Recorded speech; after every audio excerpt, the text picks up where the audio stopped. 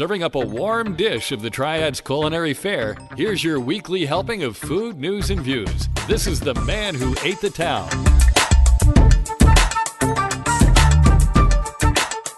Hey folks, and welcome to episode 130 of the Man Who Ate the Town podcast. This is for the week of October 21st through the 27th, 2019. My name is Tim Beeman. My name's Ray Morgan. And we are opening the recipe box. Missed my fingers. See, you learned last time. We are recording this episode of the Man Who Ate the Town in the Less Desirable Studios in the lab at Industry Hill. Breakfast time anytime is open in the former Billy Bob's Silver Diner location on Haynes Mall Boulevard near Jonestown Road. This breakfast time is owned by the Kazakos family, who owns several other restaurants in the area, including the Max Burger, whose Juicy Lucy made my top 10 burgers list.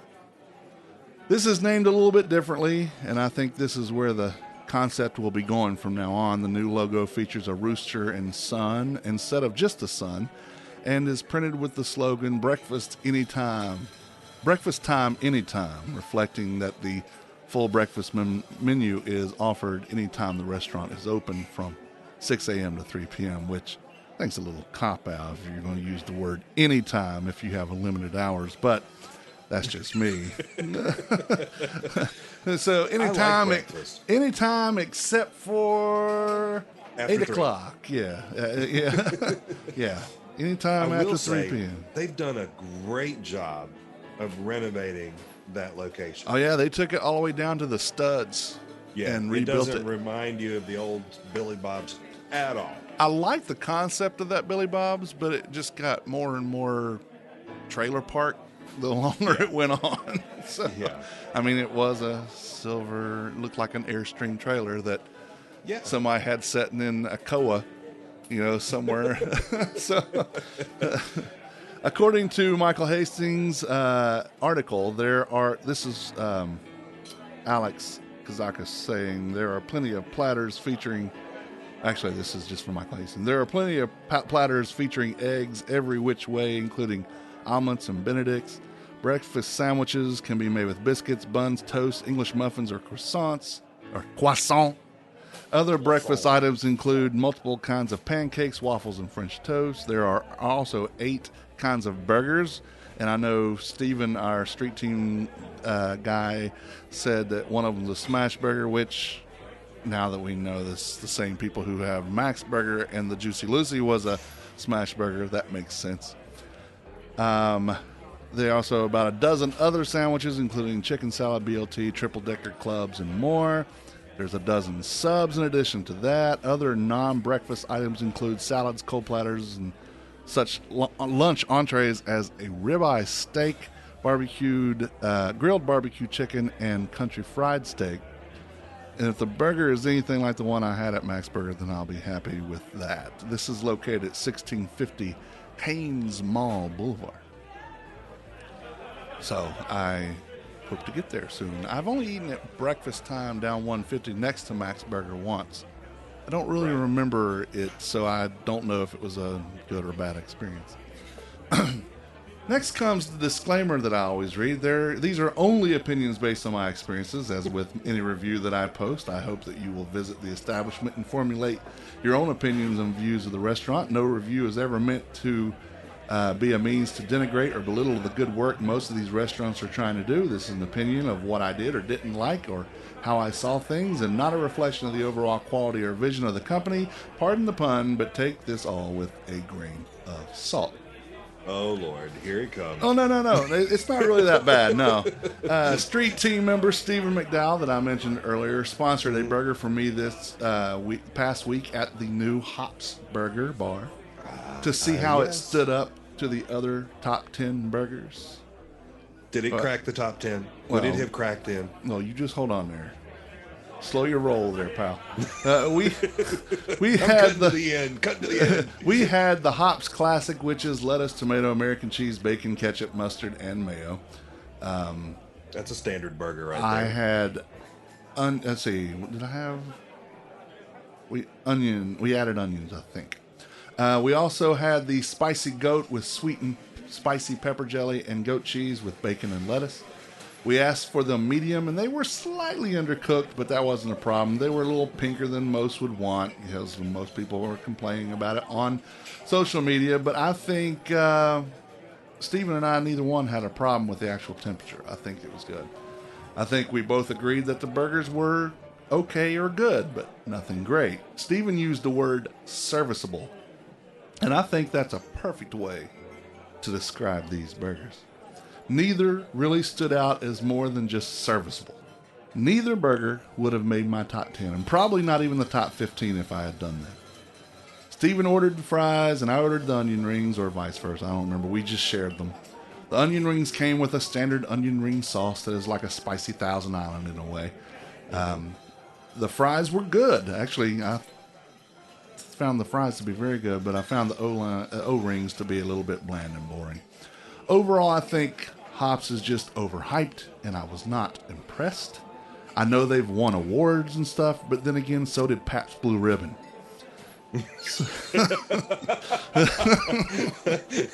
I see your point. Yeah. So, awards and all that. Again, it wasn't bad. Most of this is just playing around. It just isn't where I want to get my burgers. There are so many burgers in this town that, to me, are much better. So this is, again, and I believe Stephen would back me up on most of what I just said here, if not all of it, because we ate that together. It was not bad burger at all. I mean, they were actually good, but I can get much better at many other places. Yeah. So that's where we're having that. So now, do you think some of that is just new location, new staff, trying to get trained, or is that what you see as a long-term trend? They had a week opened. They had, this is not their first rodeo. They're award-winning.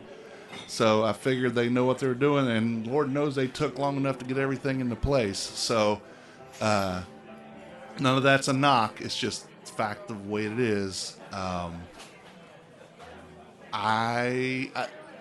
People have told me, there are some people who just go crazy. I know I sound like our president right now. People have said this, believe me. But I have read reviews online that mimic what I say, and there are reviews online that say it's the best burger in the world. I appreciate both sides of that coin. That's why I say try it for yourself and see how you figure it. But for me, unless someone else is like another restaurant here in town, unless someone else is paying for me to go, I just as soon spend my money elsewhere. Right. You're going to go back to Zesto's before you go over to Hops again. Well, I'm going to Zesto's probably today whenever I get out of here. So, I ate there Wednesday, Thursday, and Friday of last week, so why not today? The thing about Zesto, for the record, is I know I'm going to get quality, it's going to be consistent, and it's going to be not horrendously expensive, and it's going to be delicious. Yes. So, and I can get it reasonably fast. I mean, that's why they're not a fast food per se, right? Because it still takes them 8 minutes to grill a burger, which is good. That means they can do it slowly. The burger wasn't cooked 3 hours ago. It's been sitting in a holding bin waiting. Right. Didn't you work in a McDonald's? I did. There we go. And yes, stuff got prepared ahead of time, and it waited. In those weird looking yellow pans, right? That you just pulled out of like a drawer. Yeah. What in the world is that? Now, let me ask you about Hops as far as the atmosphere. I mean, you remember what it looked like with Carmine's? Have they done a good job renovating the interior of the space? Well, I did not eat at Carmine's. I never ate at Carmine's, but I did Bob's Big Gas and Subs. You have to watch how fast you say that, and that's the point. Was the first sponsor for the Less Desirables. So I had been there several times, but I mean, it was a nice little bar area. The layout of the place is a little weird, but we sat at the bar side. On the other side is a little more of a dining room space. I mean, it was fine. It looked like it could have been a burger bar. So, I mean, it wasn't blown away like, oh my God, this is a destination. I mean, look at that Ferris wheel over there in the corner. No, it was just, it was. They had a really nice paint job. I mean, really, there's not much you can do in there without tearing it down and rebuilding. And it's historical, so they're not going to do that. Yeah. So, I don't know. I yay that they're here. Yay. And I'll go with that. We have another local restaurant. That's a good thing. Absolutely. And, we wish them all the best. And people are really digging it, from what I can tell. People are, thank God they're coming. So, for those people, congratulations. We needed more serviceable burgers in town. Yes. I mean, it's better. It's still better than barbecue. Well, I believe the next trip that Stephen and I are going to take, we're actually going to do the Little Richards. Are you going to check out the new one there at 5 Points? Yeah. And I haven't prepared any statements on this, but I'm going to preliminarily, because I haven't. This weekend was chock full of stuff, and I had about 25 minutes to talk to my wife all weekend. And that was spread out. Yeah. Yeah. And I'm thinking, and I might not say this on the air, I might save it for next week if I can get all my ducks in a row. But I'm going to tell you at least this much, that I have come to what I think is going to be the winter of blank. I'm going to take fall off to give my system a little rest from the insurgence of burgers, but the winter I have I am plotting it out, and it will be much less of an undertaking, but still an important one. Well, I look forward to the announcement. And I'll tell you when we get off there. Okay. All right, so we have with us our special guest, who's always a very special guest when he's here with us, the proprietario of the Carrabba's here in Winston-Salem. He was a gnat. He's like, what are you swiping at? The Carrabba's here in Winston-Salem, Mr. Daniel Butner. As always, such a thrill to have you with us. It's good to be here. So you have a couple of events that you want to talk about. That's always a good cause, because you don't do anything unless it's a good cause. Right. Yeah. I have several things going on. This week I have 3 wine dinners, and then I don't want to give away too much. I want to keep on the last page. It's kind of awesome. It's just something that we've been working on and wanting to do, and Carrabba's found a way to make it happen with the Winston-Salem Police Department and the Forsyth County Sheriff's Department. So I'll delve into that in a few. Okay. So what's first? What do you have coming up first? So tomorrow night we're doing a wine dinner, and it's the exact. So we started doing 2 because I had so many people at the first one, and I didn't feel like that I gave them the appropriate time to spend with them, ask me questions, any of that. So we went to 2, so that way we could make sure that everybody felt entertained at the wine dinner. Yeah. Because it's more than eating and drinking, although that's enough. I mean, you want to have a good time. Sure. So it went really well last week, and the pairings were fantastic. So we started out with a meatballs ricotta with a dark horse cab, and it's fantastic. And then we had a Michael David. The theme of the wine dinner is Night of the Living Red. So it's all red wines, which is, I didn't realize there were white wines until later on. I'm a big red wine fan. Yeah.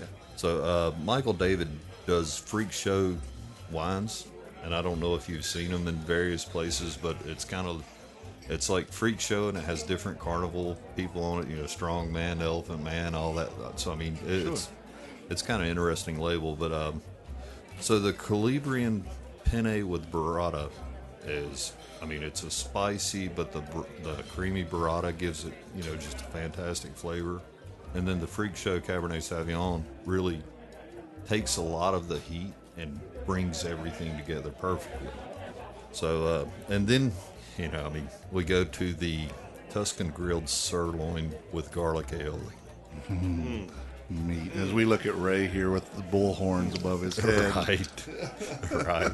And the funny part about it is like, that really doesn't need anything, but we pair that with the Apothic Red Blend, which is a very popular red wine right now. So, and I mean, it just, everything goes perfectly with our sirloins. So, and then we finish up with a chocolate cannolis. So we take our normal sweet ricotta cheese and chocolate chips and put, a little bit of cocoa in it to make it chocolatey, dip our cannoli shells in chocolate on each end. And then we paired that with another Michael David 6 cents Petite Syrah. So, I mean, it's an awesome value for $40. And then on Wednesday night, so when I'm telling you I've got a big week, I've got a big week. Yeah. So on Wednesday night at 6:30, we're doing Think Pink. And what Carrabba's done, we did a season of giving. Yeah. And the October wine dinner is benefiting the breast cancer charities of America. So with every wine dinner, a portion of what you come in and purchase goes to the Breast Cancer Society and Charities of America.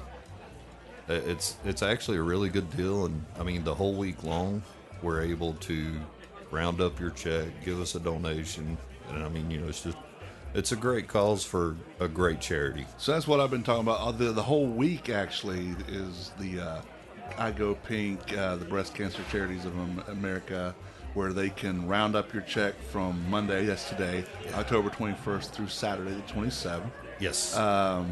You can also, at $2 from all the pairings. Mm-hmm. Yeah. I'll let you continue. I was just making sure I had what I have been talking up for the last couple of weeks. Yeah, so, a lot of times when people say, we're going to donate this, they kind of raise the price up. We charge the same amount for the wine dinner every time, and we're just taking $2 of the wine dinner and giving it to, and it's all across the country. Every Carrabba's is doing it, and I mean, it makes a big difference. Yeah. It really. So how many Carrabba's across the country are there? 214. Okay, so if you have 30 people, and that's $60 times all that. That's a good bit of yeah. So I mean, and then you get into the point where it's all of us know somebody that's had breast cancer. We all do. There's our friends, our neighbors, our loved ones, and I mean, it really speaks to my heart when Carrabba's, the company I love and happen to work for, really wants to do this stuff. Yeah.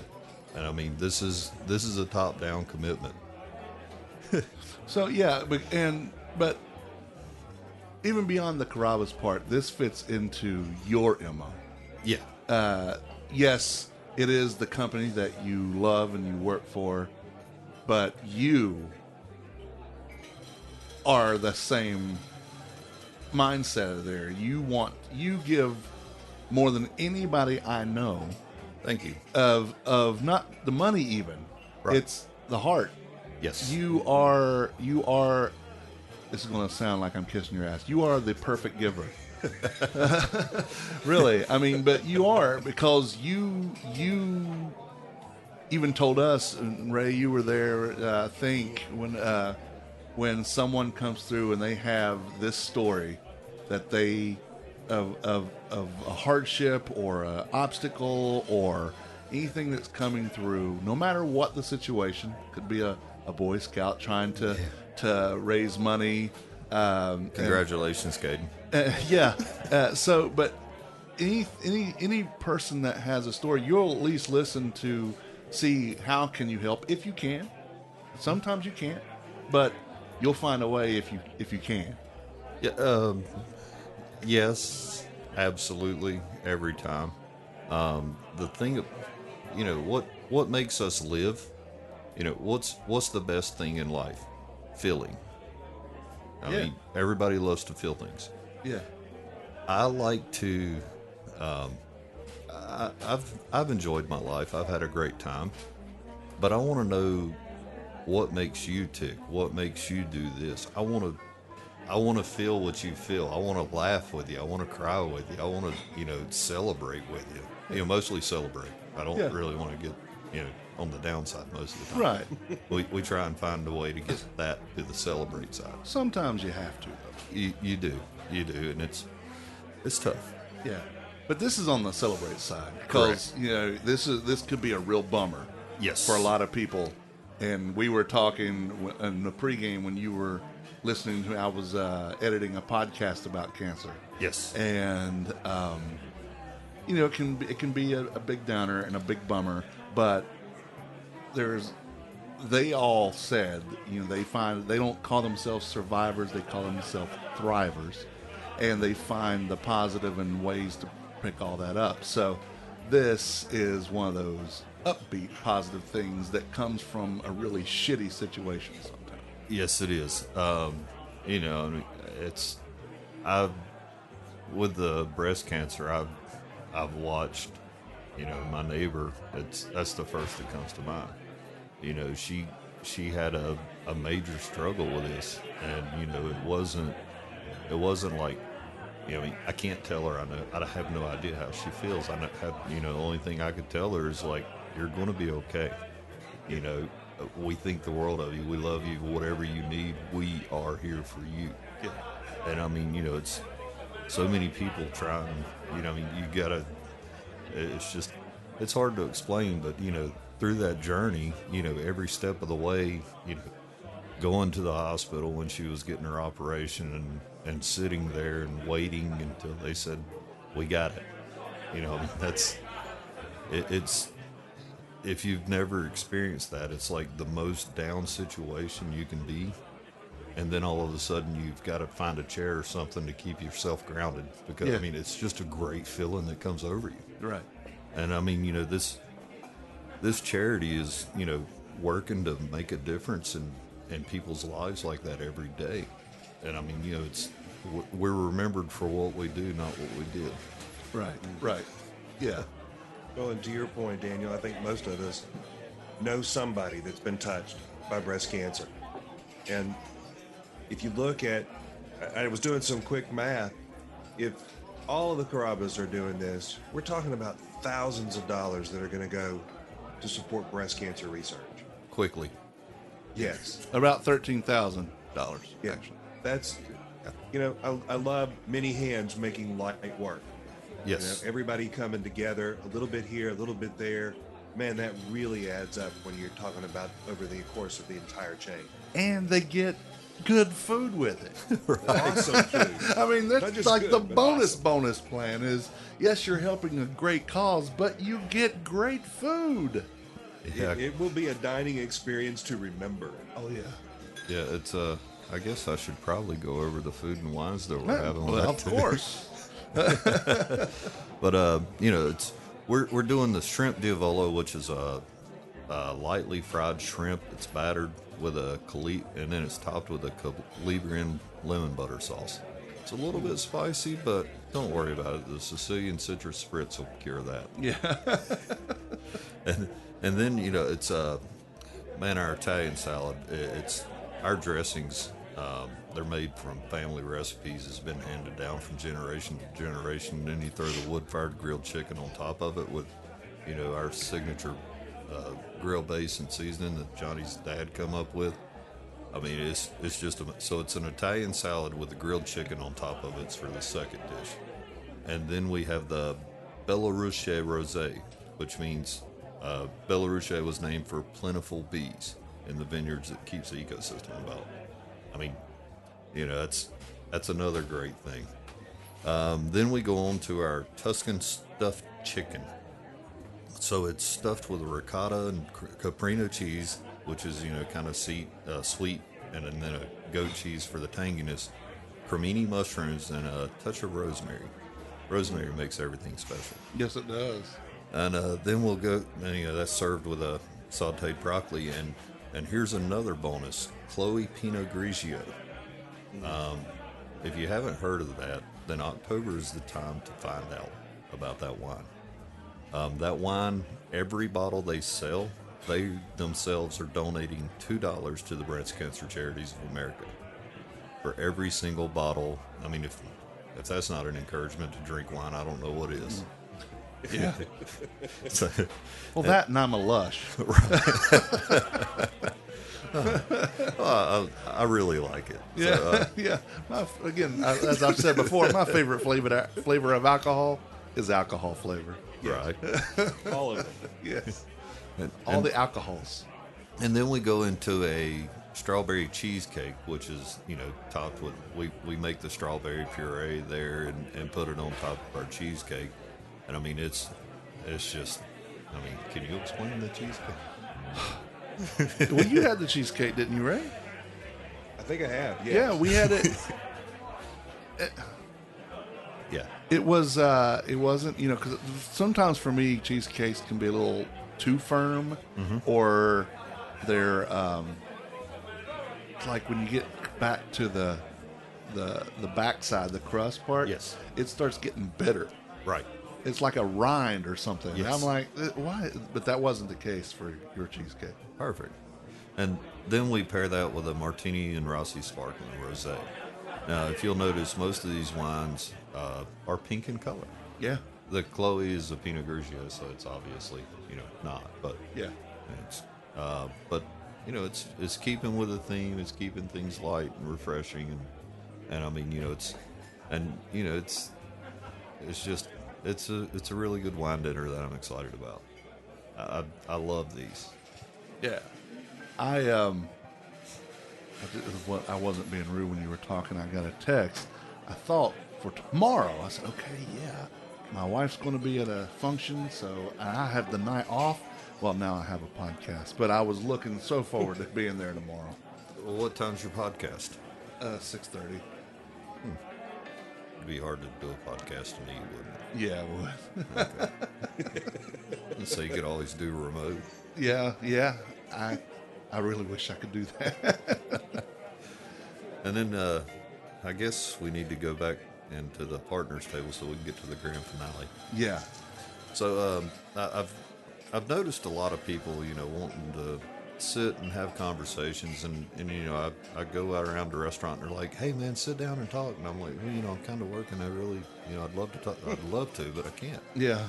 And when I hung out with you and Ray and Michael and Carol and everybody and sat down at that table, I kind of enjoyed it. Yeah. So I come up with thank you. Yeah, we certainly did.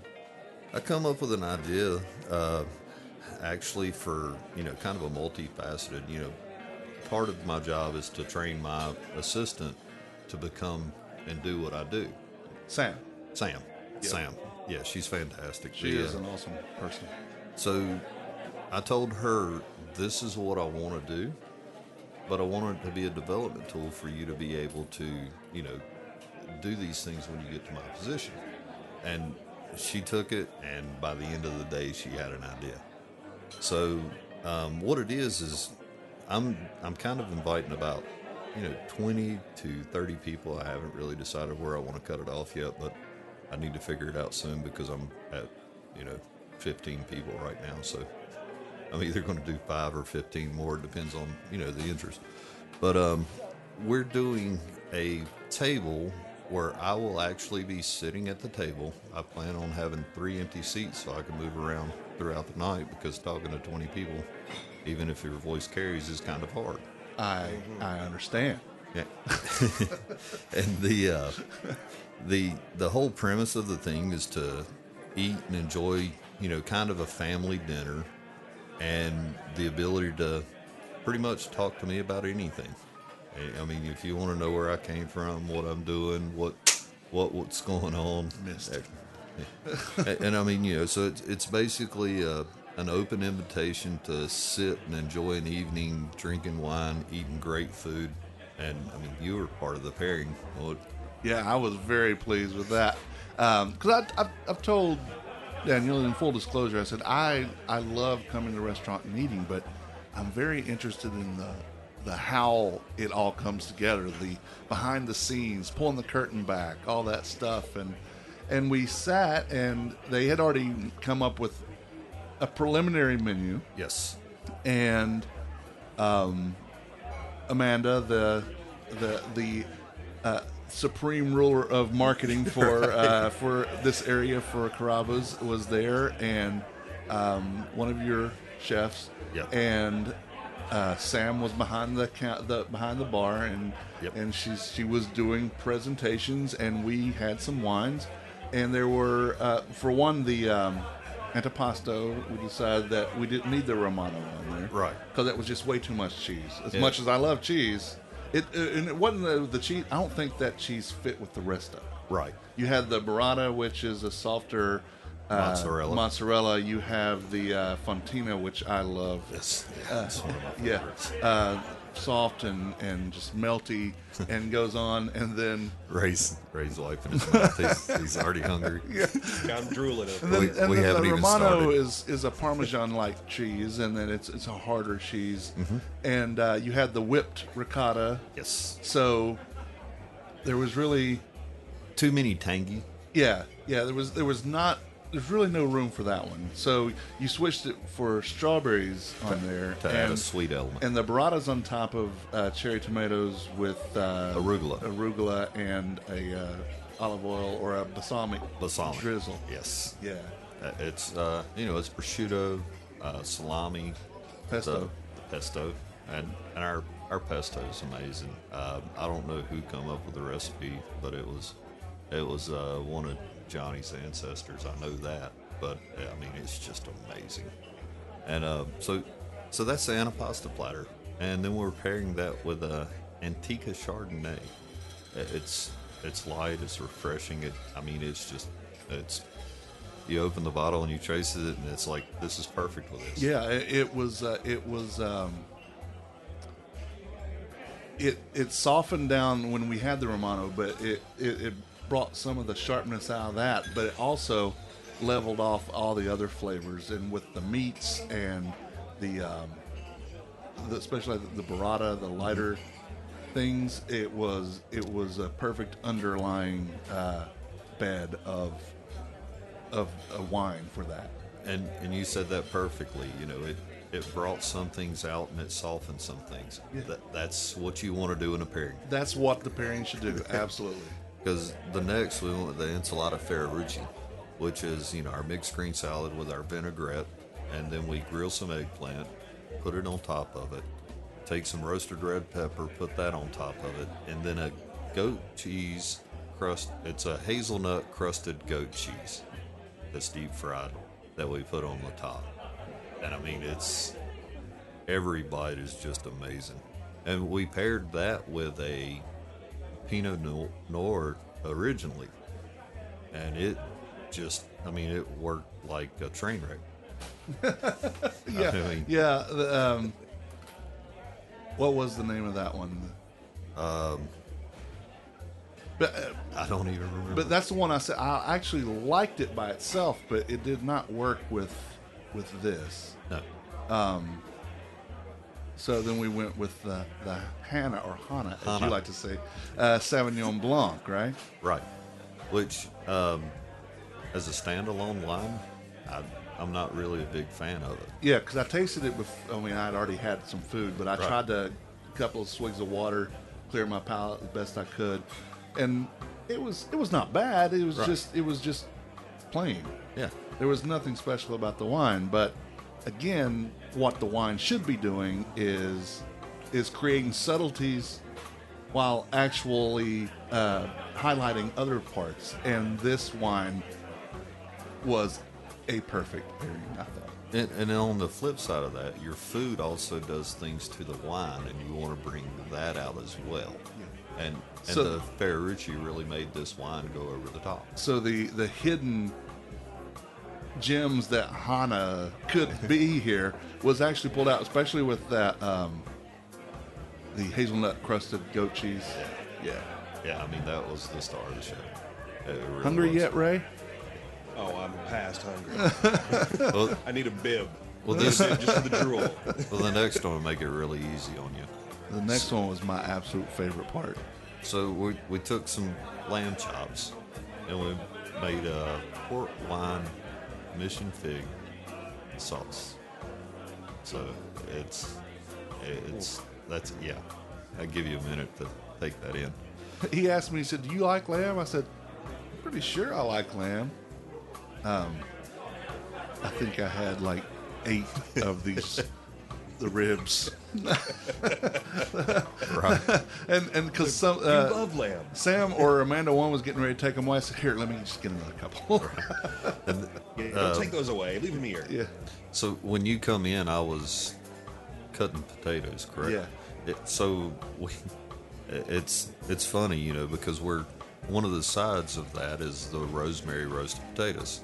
So in order to do rosemary roasted potatoes, you have to take your potato and cut it into 1 by 1 inch squares. Yep. So it'll cook evenly. And you know, so then we put a little bit of salt, pepper, rosemary, and olive oil, and then we toss it around in a pan and we throw it on a sheet pan and cook it for about 30 minutes. And I mean, it's fantastic. Mm-hmm.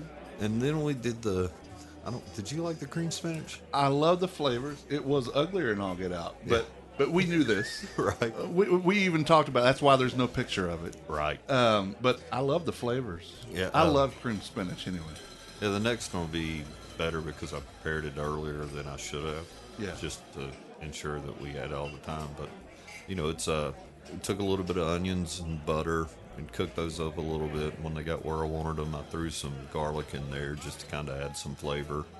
And then we got that to where I wanted it. And then we added some cream, you know, salt and white pepper because, you know, you don't want black pepper flakes. Sure. I mean, it's unappetizing to me. And then I took Romano cheese and I took the spinach, put it in there, put a bunch of Romano cheese on it, and then some goat cheese medallions and stirred it up, and then put it into some black pans and topped it with panko breadcrumbs and Parmesan cheese. Yeah. Exactly. So we paired that with a Joel got Zinfandel. Yeah. And the funny thing is like I found out later that the 2017 a guy at Total Wine was actually working in California and helped receive the grapes and was doing some switching of the vats on it. So that's kind of cool. Oh yeah. And it was delicious too. Yeah. I really think that it was the smokiness, the jammy notes of the Joel Gott Zinfandel with the way that you did the fig sauce and with the cream spinach, because the cream spinach is more light. I'm looking at my Instagram stuff because I want to see the pictures again. Right. With the tanginess of the sauce and the heartiness of the meat, all of it was perfect on there. And you even asked, what do you think about the potatoes? Leaving them on, taking them off? I said, leave them there. I think that is a beautiful addition to it. I mean, this is your entree course, and I think that it was perfectly highlighted. Yeah, save room for dessert. But we're bringing back one of the Carrabba's, you know, famous. This was a yellow butter cake topped with pineapple, strawberries, bananas, vanilla pudding, and a whipped cream. Yeah, Then a chocolate dipped strawberry on top of that. yeah. Yeah. This is a tried and true family recipe that's been on the menu, off the menu, on the menu, and so many people ask for it that I just thought it'd be, you know, at a partner's table would be appropriate. So we paired that with Stamari Dahlia Sicilia Reserva. It's a little winery in Italy, and I mean it's a red wine, but it just went fantastic with a dessert rosé. And there was a little bit of crispness that it lent to cut in the sweetness of dessert without taking away from it. Correct. It was so good. I invite all the listeners to go to my Instagram page, Man Away to Town. Go back to, when was it? 6 days ago is when I posted them. And you can see all the pictures that I took from this pairing.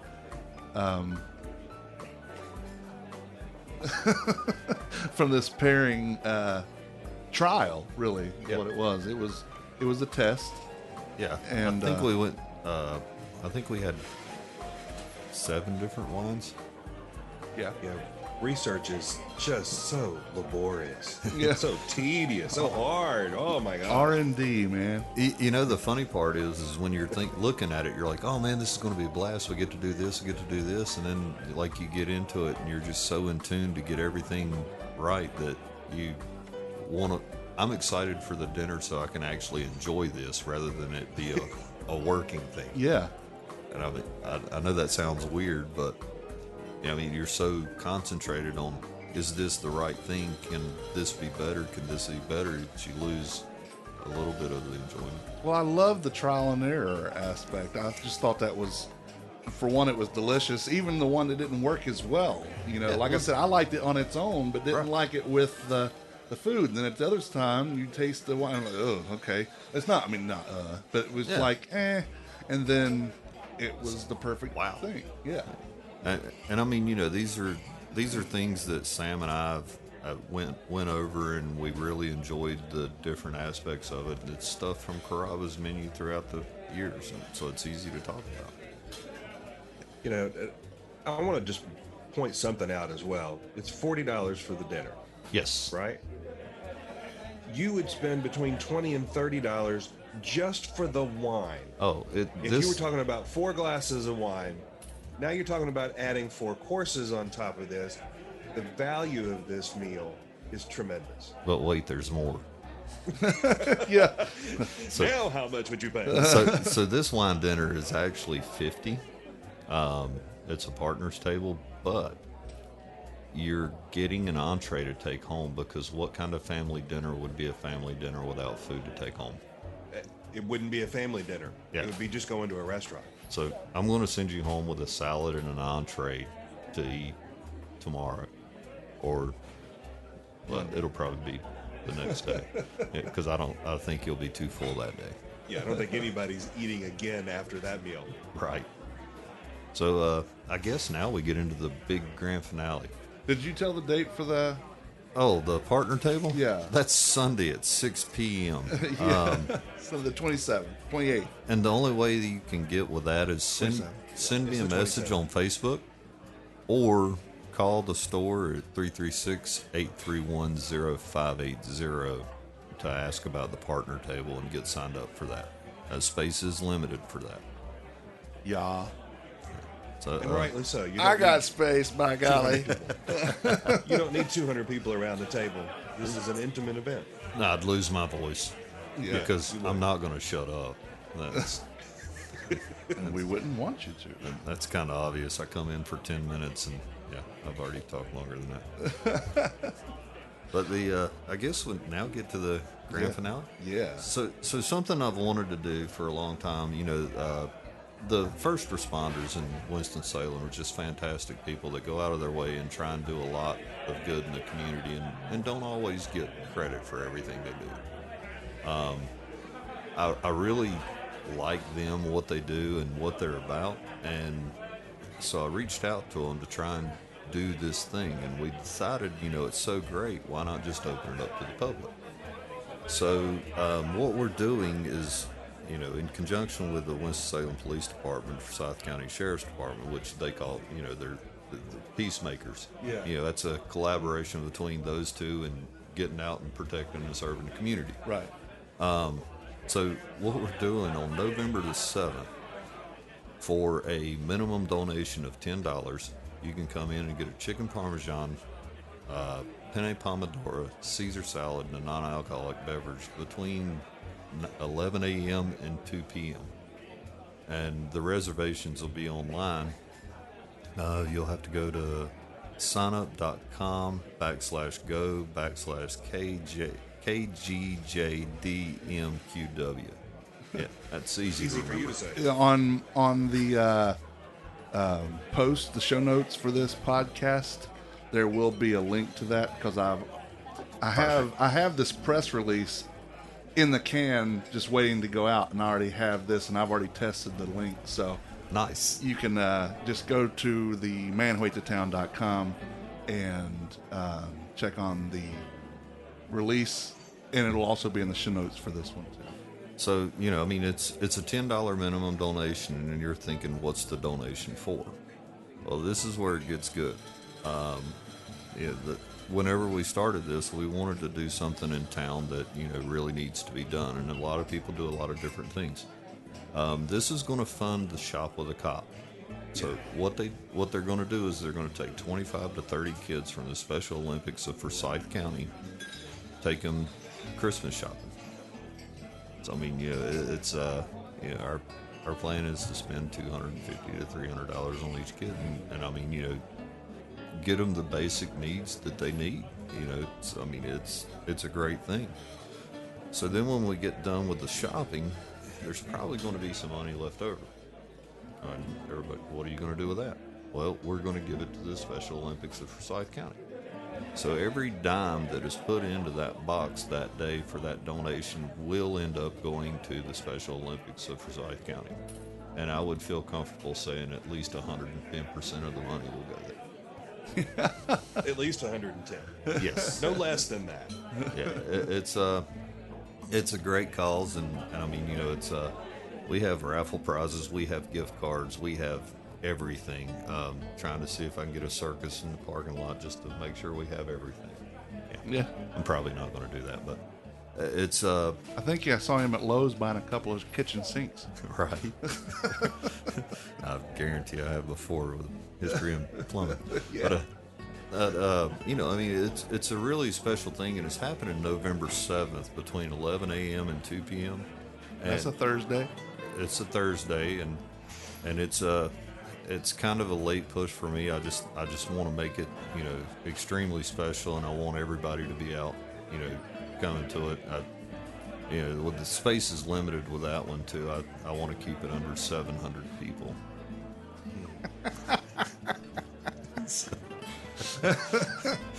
I love your ambition. So RSVPs are, kind of important, and I definitely need to know about this. But I mean, it's your chance to really do something to make a small difference somewhere, and that's that's just my opinion of it. So it's it's like Aristotle said, no act of kindness, no matter how small, is wasted. Right. So I mean, if you think my $10 can't do anything, well, 700 people's $10 can do a lot. Yeah. Yeah, a lot. Did you talk about that? Oh well, yeah. So Carrabba's is kind of, we really want people to give. So I told you come in and you give a $10 donation and get the meal. Well, I'm going to turn around and give you a $10 dining card for Carrabba's to come back and use at a different time. So you do the math there. Yeah, this isn't really costing you anything. Yeah. Yeah. But, You come in, get a wonderful lunch, and then you can come back and get another wonderful lunch. Right. So I mean, it's your chance to donate and make a difference, and it's my chance to thank you for it. So this is from me. This is not Daniel saying this, but $10 is the minimum suggested donation. I think you should suggest to yourself that you make a larger donation than $10. Again, that's not from Daniel. That's Right. from me. If you This is a put in great call. $20 donation, you're still getting $10 of that right back. Yeah. And food. And Pay for your food. lunch. Yeah. Yeah. And it's the chicken marsala, the penne pomodoro, and the Caesar salad. Yes. And I mean, if that The marsala is to die for. if that don't make you right with the world, I don't know what will. Nothing. I love our marsala and our Caesar. It's the only place I eat it. I love Caesar, and I mean, I love ours, and it's we make it right there in house. That's the best thing about it. Dressing and all. Dressing and all. Yeah. And I mean, the penne pomos, fresh sautéed to order, because when you saute it, it really gets everything in the nooks and crannies and just makes it, there's flavor in every bite. Yeah. Man. Have I told you lately that I love you? Not enough. Well, I love you, man. I even the other day we were talking on Facebook, and I said, "You're a great man, Daniel Butner," and the world needs about 1 billion more of you, and I'm glad we at least have you. I'm glad to be here. So, I will say, I had several years ago, I was working with an organization that took kids at Christmas out to get them presents. And there was nothing like the joy of watching these kids who had nothing finally have something and they could go and actually get presents. Yeah. What just touched me, I mean, it broke my heart to watch it. This little kid, he's probably 5, 6 years old. He started buying things for his sister, for his cousins, almost bought nothing for himself. That's when it And to gets see real that, special. Yeah. So I know what's coming down the road once you've gotten the money in and these folks are able to take these kids shopping. What an amazing thing that's going to be. And thank you for giving us an opportunity to partner with you in this. I just wanted to be successful for those kids. yeah, it's and that again is what makes you special. So it's definitely look for, I've got some coming next year ideas that's I'm kind of excited about. So I got to get through this one before I put them out there. Yeah. So I will have information about. It'll be too late for this one.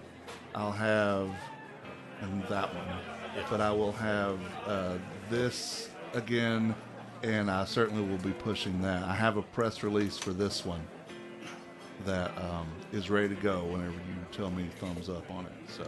For those of you that are not watching Tim at the moment, he's talking about the events. Yeah. I'm going through the ones that he had brought to talk about, and the ones tomorrow. So that probably won't be enough time for this podcast to. I mean, people who listen today will know about it. People who listen tomorrow morning will know about it. But the beauty of podcasts is people can listen anytime they want to. Tomorrow is October the 22nd. Yeah.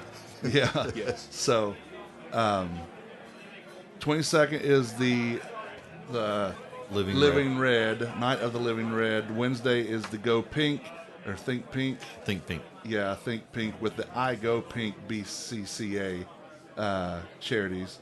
And then Sunday is the Partners Table, and then the 7th of November is the Mission to Serve.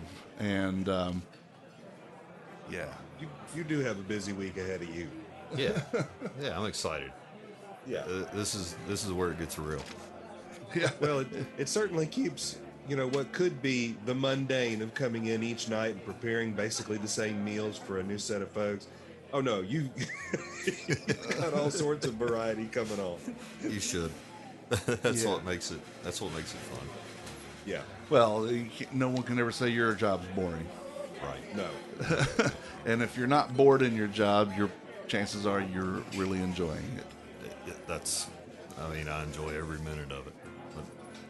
Well, I appreciate this today, and hopefully, like I said, the mission to serve is really, a focus of mine. Although I do enjoy doing the others, and I want to make those very big. But, the mission to serve is actually your opportunity to help children from the Special Olympics in Winston-Salem, Forsyth County. Yeah. Yes, the town that I eat. Yeah, this money isn't going to Anchorage, Alaska, New York City, St. Louis, Missouri. It's Winston-Salem, Forsyth County. Right here. So, that's what we're about. Yep. Hey, this town's the best town in the world, so let's prove it. Yep. I'm with you, brother. Thank y'all. Thank you, Daniel. Thank you. So let's talk a little food history and holidays. Let's. Today is the 21st of October. Today is National Pumpkin Cheesecake Day. What is it about pumpkin in this time of year that everybody has just gone nuts over pumpkin? You know when I like pumpkin, truthfully? I mean, and it's not that never. I do actually like pumpkin, but it's usually like in the spring. I don't like it in the fall. I You like don't get a lot of fresh pumpkin in the spring. Yeah, no, but no, I'm not. I don't like that kind of pumpkin. I'm talking about pumpkin flavored stuff. Now I do like. I'm going to say it. I said it on Les Desirables. The Foothills Pumpkin Ale with Spices this year is amazing. It is truly amazing. Amazing. Worth going. Yeah. Just for the beer. That's right. It's also today the World Apple Day. And Apple Day is intended to be both a celebration and a demonstration of the variety we are in danger of losing, not simply in apples, but in the richness and diversity of landscape, ecology, and culture too. There you go. I mean, the whole Johnny Appleseed thing was not just about apple trees. It was about ecology and environment. So what's your favorite apple? I'm not a huge apple fan at all, but if I'm going to have them, I like the little green sour ones that they don't sell in the store, that you have to actually find the trees for them. But if I'm going to have one, I like Granny Smith's. I think they're a little lighter in flavor and almost a little tart, yeah. Whereas the Red Delicious, Golden Delicious, Fiji, all that stuff, or Fuji, they are, or is it Fiji or Fuji? Fuji. They're a little too bitter for me. So the Golden Delicious, that's my favorite. Okay. All-time favorite apple. But now the Granny Smith makes really good apple pies. Oh, yeah. Golden Delicious does not make a good apple pie. No, and Granny Smiths are generally more crisp, where the Golden Delicious to me are a little more soft. Yes. Yeah, and I don't, as used to be, I didn't even like because it hurt my teeth. Yeah. But now I learned how to cut my apple up like I was 7, so, but, the Golden Delicious are in season now, and as are most apples. Yeah. Yeah, I'm loving that I can get fresh apples now. The only apple flavor anything that I like is generally the green apple Jolly Ranchers. Yeah. Yeah. Makes a good martini. Oh yeah. Pucker. Yeah. And on the 21st in 1879, Thomas Edison demonstrated the first commercially practical light bulb at his laboratory in Menlo Park, New Jersey. And Thomas said, let there be light. Let there be serviceable light. And there was light, and it was good. Yeah, and we still have it. And they're saying that's part of the reason why we are taller and larger today than we were 100, 200 years ago and back, because we have more light, literally. Like plants, we need that, Our bodies thinks grow it's still daylight, and so it's still more active further into the day than it used to be. Interesting tidbit. That is an interesting tidbit. Or at least it was interesting to me, probably boring to everybody else. I found it very interesting. Thank you. Well, good. I hadn't thought of it that way. In 1892, on the 21st, dedication ceremonies were held for the World's Columbian Exposition. That was the Chicago's World Fair, celebrating the 400th anniversary of the Columbus arrival in the New World. The fair wasn't actually publicly opened until May 1st the next year. In 2010, Chris Stevens of New Richmond, Wisconsin, had a 1,810.5 pound pumpkin that was confirmed by the Guinness World Record as the new world's heaviest pumpkin. That's almost 2 tons. I was going to say, that's huge. Yeah, I mean, again, 2 tons. That'll make a lot of pumpkin pie. Let's see. The 22nd of October is one that fits me well. It's the National Nut Day. Yeah. They found a day just for Tim and I. The nuts. I have to tell you, on Friday's TBD meeting, you missed it. Sharitha came a little bit late, but she was doing her thing, and she looked at Jeff Davids, our friend, our teleporting friend, pointed at him and says, "I've got your nuts." Oh! And everybody's like, "What?" And his face turned beet red. And the conversation went into the gutter. Yeah, because it's us. Yeah. Oh, that's funny. Let's see. And knowing, I mean, Jeff, he's a very gregarious, very outgoing, but also fairly conservative. Well, at least in mannerisms. I think he's pretty not conservative in most ways, but he is. He's an extrovert that is on the line of introversion. Introversion. So, he's just having some woman just publicly claim to have his nuts. Yeah, and he had that slight look to the side that he does. That Jeffism. So. Yeah, I'm sure he was like, "Oh, I'm so glad my wife's not here." She would have laughed too.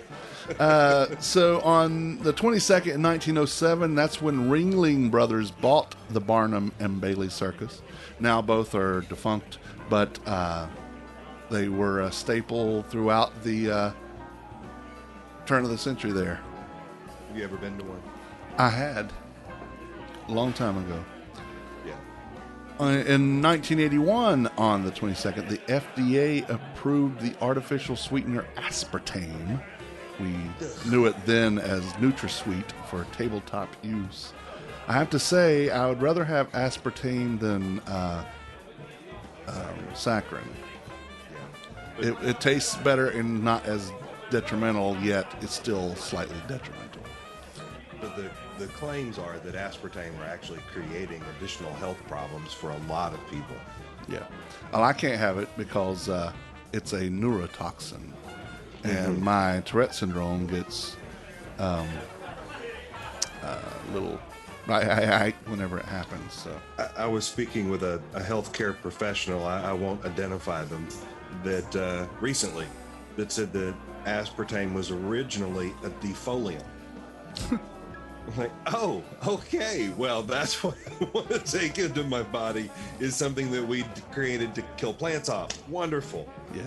Well, the chemical that it has is phenylalanine that will actually, it's a neurotoxin that will do damage to your mental capacity. And if you have I don't have a mental disorder, but I have a neural disorder because of my Tourette syndrome, it does send me into not fits. I'm not like bouncing off the wall like Daffy Duck, but it does kick up my tics a little bit. Yeah. So, 10/23 is National Boston Cream Pie Day, and for the record, Boston cream pie is not a pie. It is a cake composed of 2 layers of sponge cake with a layer of custard or cream filling, usually topped with chocolate. Boston cream pie is the official state dessert of Massachusetts. And last year in September, Stephanie and I stayed in the Omni Parker House, and the Parker House Hotel is where the Boston cream pie originated. Also where the Parker House rolls originated. So we had both of those while we were there in that hotel because, that's where they started. Well, you have to, especially when you're the man who ate the town. That's right, and I have to go back and look, but I'm sure I posted about it. I always loved the Boston cream pie. I mean, the custard one is my favorite versus a cream filling. Sure. But then the chocolate on top. Yeah, because we're good. You're all about chocolate. I am. It's also on the 23rd, National Canning Day. Yes, otherwise known as National Sweating Day. I never have. Oh my gosh!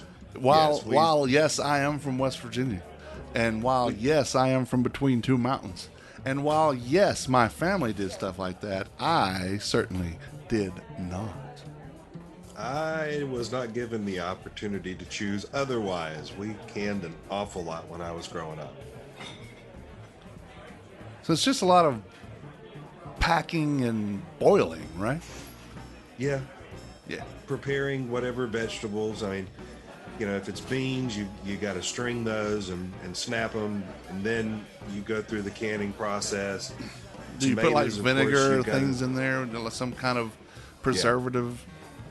I'm sure there's a lot of tomatoes, salt. you've got to blanch them first so the skins come off easily. Then you cut them up and then can them. And yeah, it's just canning was always a lot of work, and it was always hot. But and it wasn't like you could do your canning in December and January when it's already freezing and all that extra heat feels good.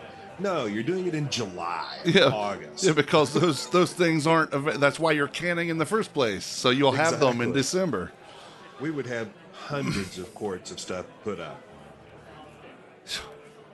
And still to this day, I'm not a fan of things that people.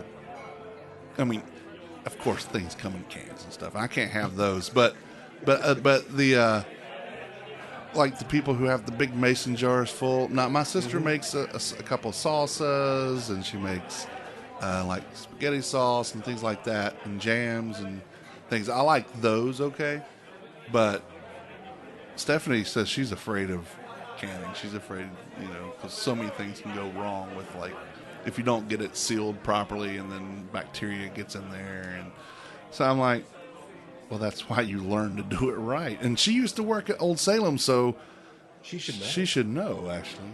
Yeah. On the 23rd in 1819, the first boat passed through the Erie Canal from Utica to Rome, New York. Not Rome, Italy. Utica to Rome in New York. On board were Governor DeWitt Clinton and various state officials and others. Got a mule and her name is Sal.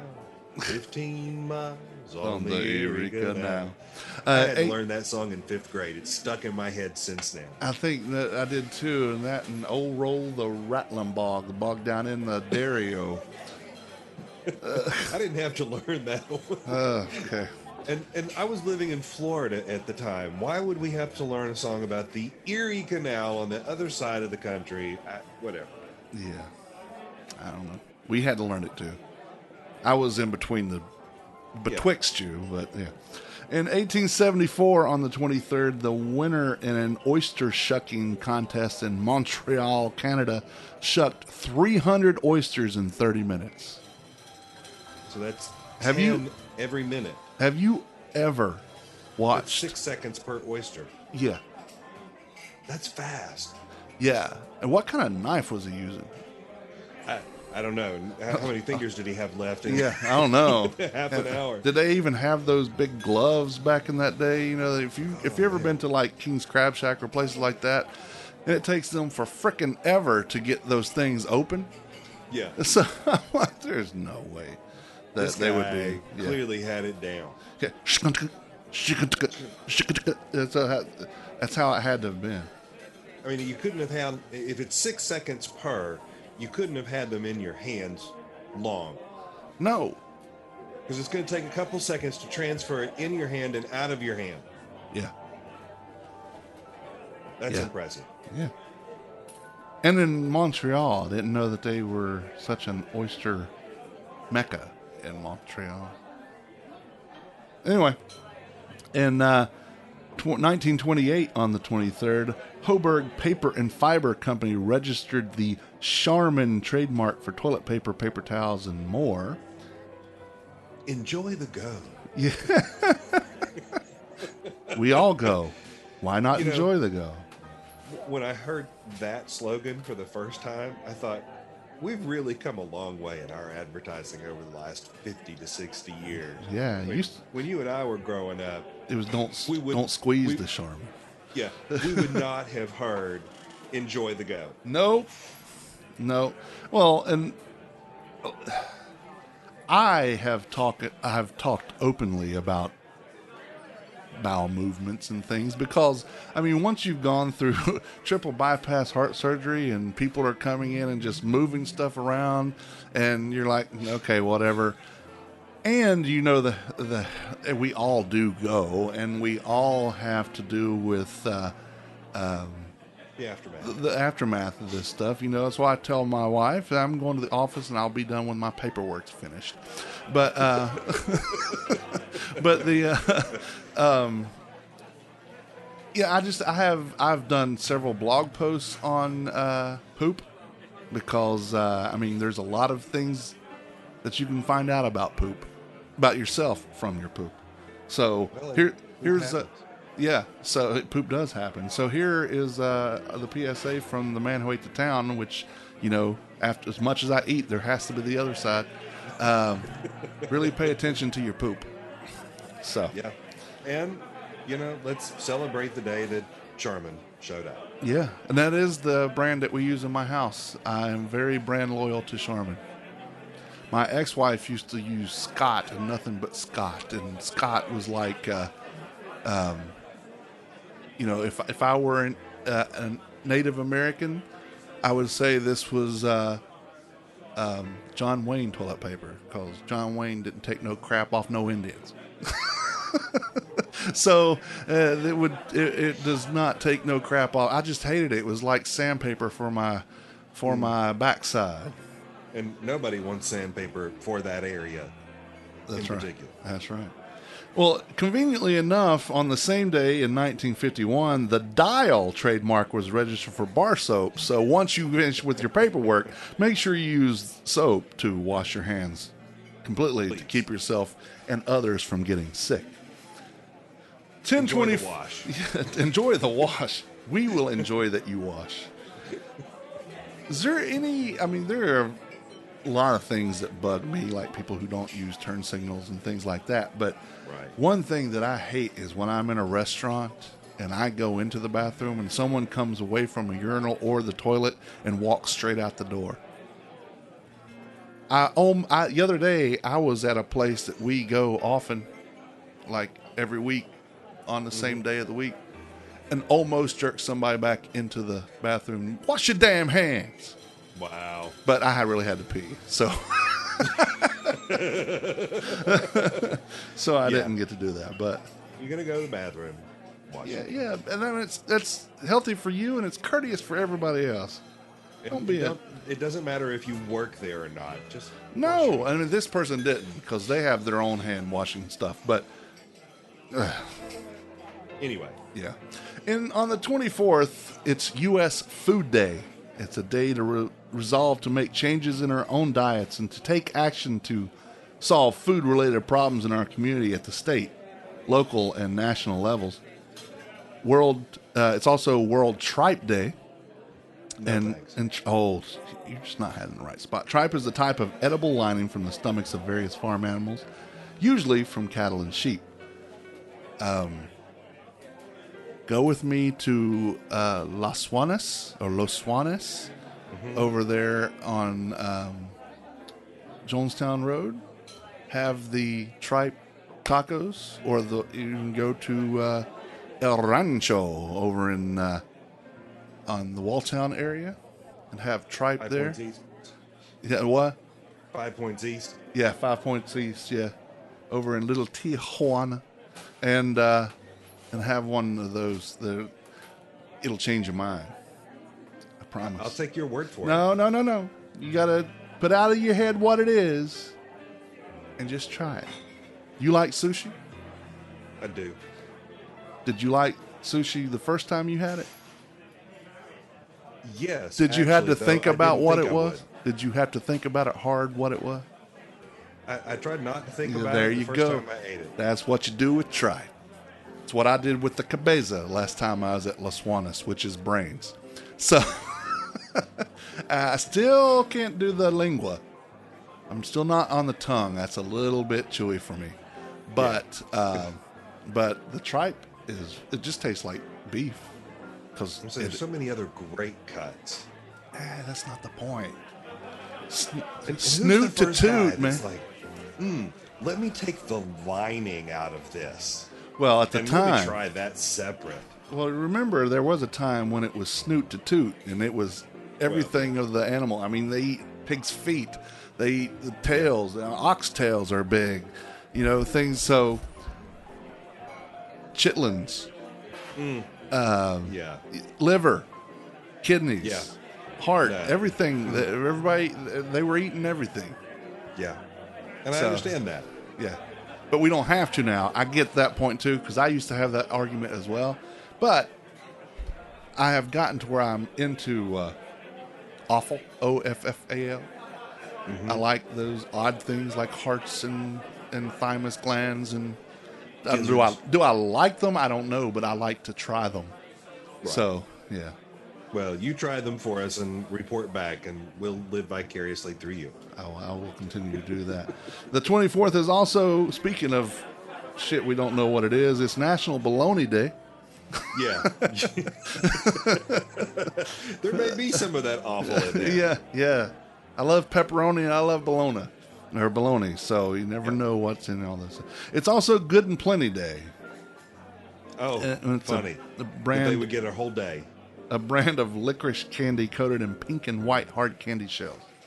Yeah, it's licorice, so I'm not fond of it to start with. Yeah. Even when you put a candy shell around it, it's licorice.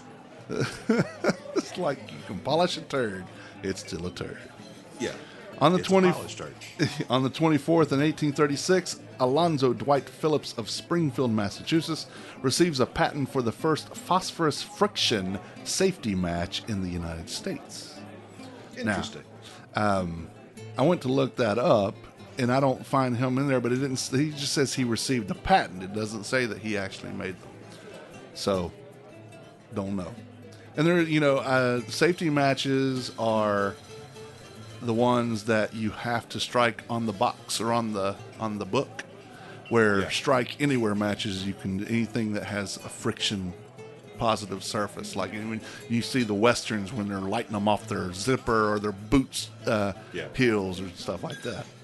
I personally have never seen one of those. I've only seen the strike from the box, especially made boxes. Me too. In 1861, the first continental telegraph was completed and went into operation. Within days of this, the Pony Express ceased operations. In 1901, Annie Taylor, a 43-year-old non-swimming widowed schoolteacher accompanied by her pet kitten, became the first person to go over Niagara Falls in a barrel and survive. Her goal of making money to pay off her debts was unsuccessful. She died a pauper in 1921. Also, no word on whether the kitten survived as well. On the 24th in 1929, Black Thursday happened, the first day of the panic-driven stock market crash that precipitated the Great Depression. So, I always thought it was Black Monday, but I guess it was a Thursday. And I know Black Friday is a whole different thing. That's a shopping day. That's actually a positive. Yeah, usually. On the 24th in 1938, the 40-hour work week went into effect in the United States under the Fair Labor Standards Act. And people have been complaining since. Yeah, and exactly 1 year later, employees at DuPont's factory in Wilmington, Delaware, purchased the first nylon stockings for sale in the United States. They weren't available nationally until May of the next year, but these folk got to buy them because they were already there, employees. You would have thought that would have been something that was available before then. I think it was silk and things like that and lace, but I don't know that they were nylon, because nylon being synthetic had to be, and it wasn't, most synthetic things like that didn't come around until right after the Depression, because it was a necessity thing. 10/25 is World Pasta Day. Yes. I love pasta. I do too. We had Trey made homemade mac and cheese last night to go with the store-bought fried chicken that we got. National Breadstick Day, which I'm a fan of that too. It almost sounds like it was designed to be like National Italian Restaurant Day. It does. Until you get to National Greasy Foods Day. And that of the three, that's my favorite one. Yeah. So I do love pasta, and I'm a big fan of breadsticks, but I love greasy food. Yeah. Yeah. Unfortunately, Yeah. it's true for all of us. Well, maybe not everybody, but, folks I know. Yeah. In 1905, on the 25th, J.J. McLaughlin Limited is incorporated in Toronto, Canada, to produce a new beverage. Let me go into the history of the beverage first. The original ginger ale was called a golden ginger ale, and it was a dark-colored, generally sweet to taste with a strong ginger spice flavor. J.J. McLaughlin, however, made dry ginger ale, originally called pale ginger ale. And because it was in Toronto, Canada, they decided it was actually a dry ginger ale, and it is Canada Dry Ginger Ale. Interesting. That's how that came about. Yep, and it's one of my favorites too. Have you ever had the ginger ale that's actually hot? Oh yeah, the Blenheims. Yeah. Yeah, I can't handle the hottest. I can handle the medium, but the ridiculous one I can't. I mean, it's just no fun to drink. A friend of mine thought he was having fun and said, "Here, try this ginger ale." You took a big swig. Yeah, because I like ginger ale. Oh, I love it. I didn't like that. Was that the really hot one? Did you have any of the other one, like the less hot? No, I don't think it was the top end, but there was more heat there than I'd ever had in ginger ale before, and I thought, what was the point of that? I'm not looking for that kind of a drink. Right. Yeah, I like the Canada Dry, Schweppes, even the store-bought stuff, and it is now the more popular. At the time, the pale was not pale, but the golden was more popular. But now it's harder to find the Vernors, Vernors. They actually make a golden ginger ale.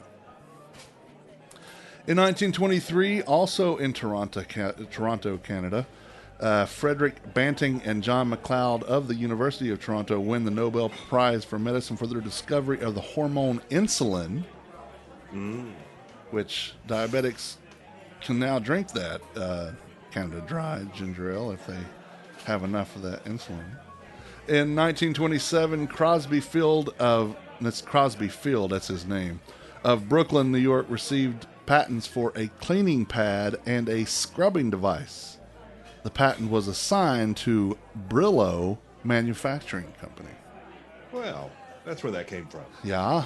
And on the 25th of 1955, the first microwave oven, the RL1 for home use, was introduced by the Tappan Stove Company. It cost about $1,200 in 1955. And now you can get them brand new at Walmart for like $75. Or less. Or less, yeah. In 2005, on the 25th, the European Court of Justice ruled that feta cheese is a traditional Greek product that deserves protection throughout the European Union's 25-nation bloc. Non-Greek European feta producers will not be allowed to call their product feta. On the 26th, it's Mincemeat Pie Day, which sounds god-awful. However, it is a sweet pie of British origin filled with a mixture of dried fruits and spices called mincemeat that is traditionally served during Christmas season in much of the English-speaking world. So when it sounds like it would be bad. I actually like stuff like that, but it just sounds awful. Mincemeat? I'm sure that I have. Yeah. I have a friend who actually enjoys fruitcake. Depending on who made it and how, possibly. I thought there was really only one fruitcake and everybody just passed it around to each other. Yeah, I'm not a fan of mincemeat. I've had it served, but Yeah, I'm not looking for it. And as if this week hadn't had enough already, it's National Pumpkin Day. I'm so glad we got the pumpkin mention in there this week. And it's also National Ass Appreciation Day. Really, what I mean is National Mule Appreciation Day. In 1785, on the 26th, the first jack, and that's a male donkey, arrived in the United States from Spain. King Charles III of Spain sent George Washington a male donkey as a gift. Nice. And now we have jackasses everywhere. Yes.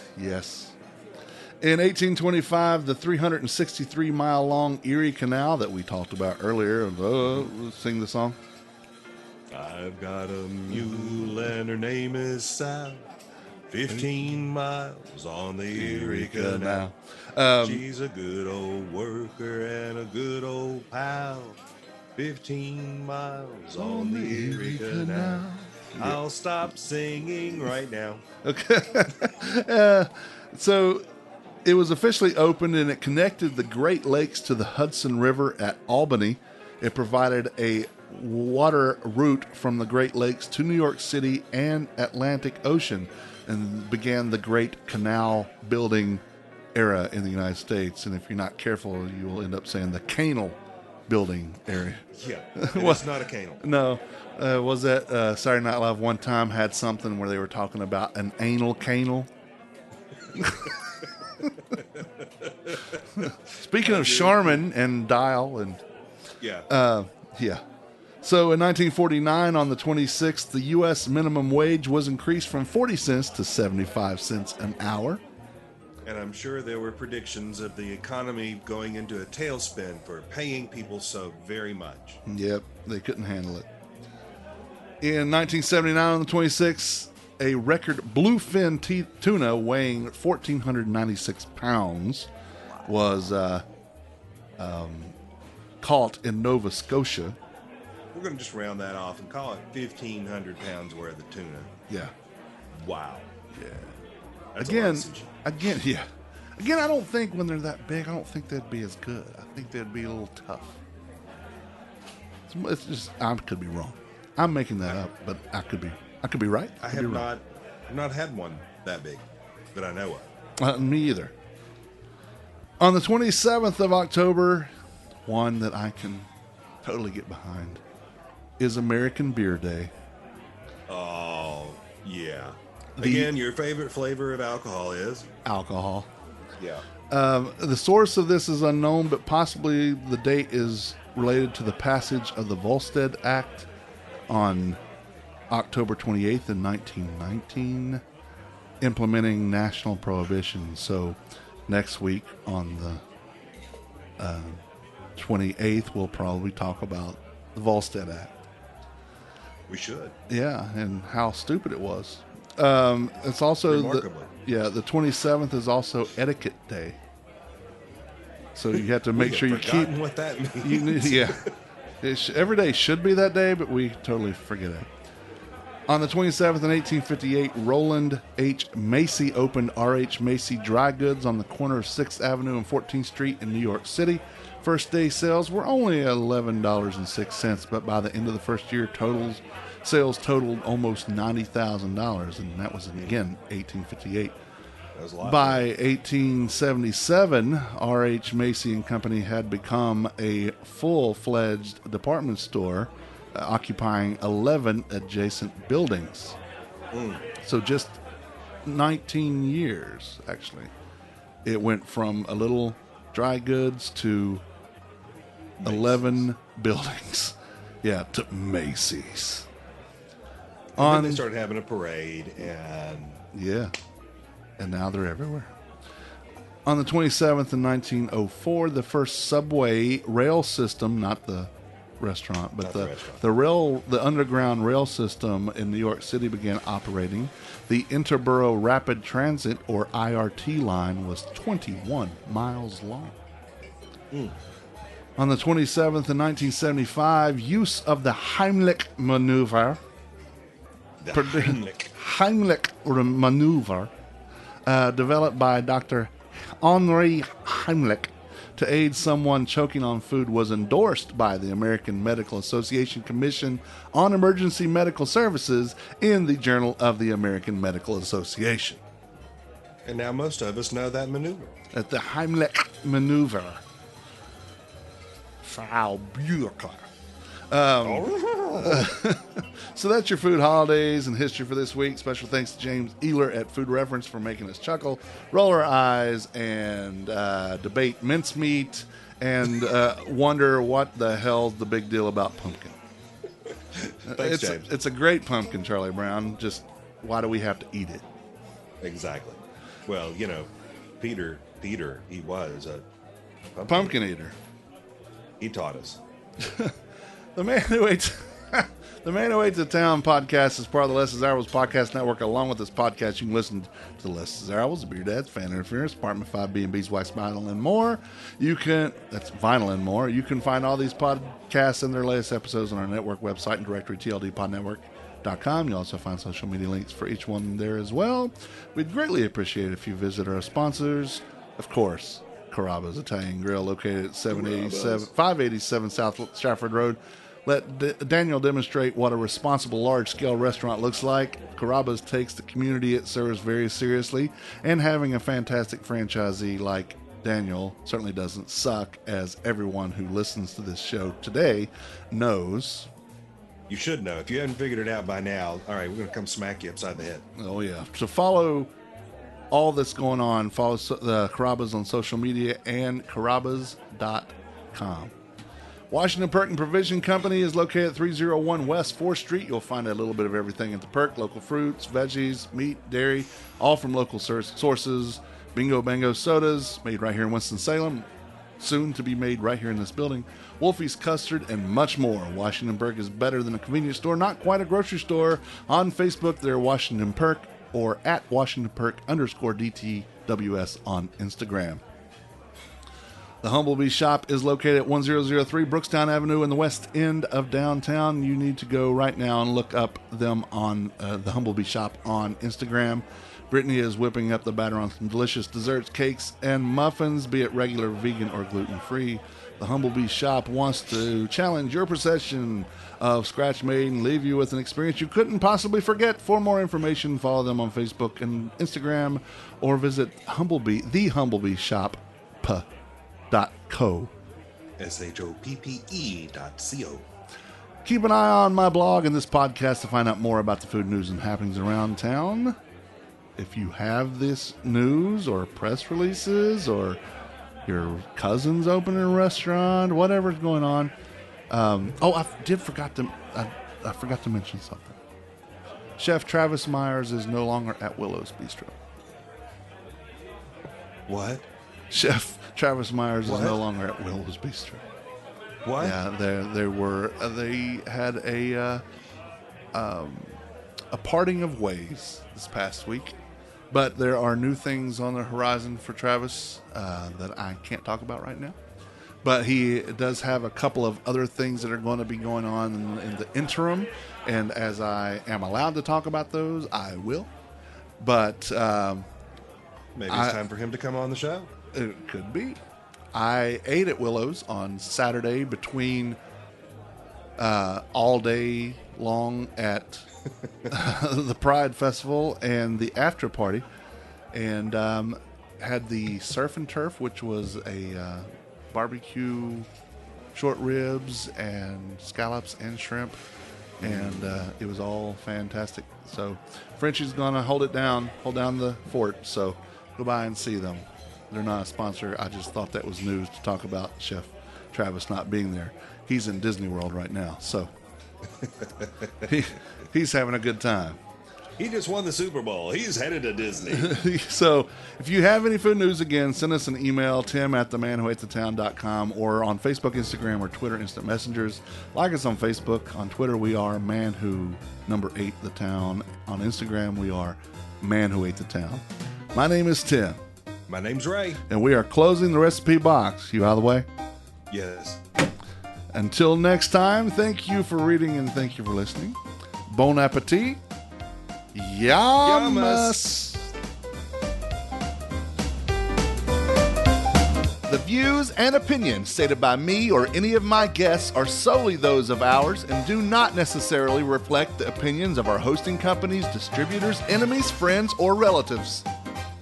This podcast is copyrighted and cannot be reproduced or distributed without express written consent of the man who ate the town, that's me, and Such Limited Inc. However, if you ask nicely, we'll probably let you.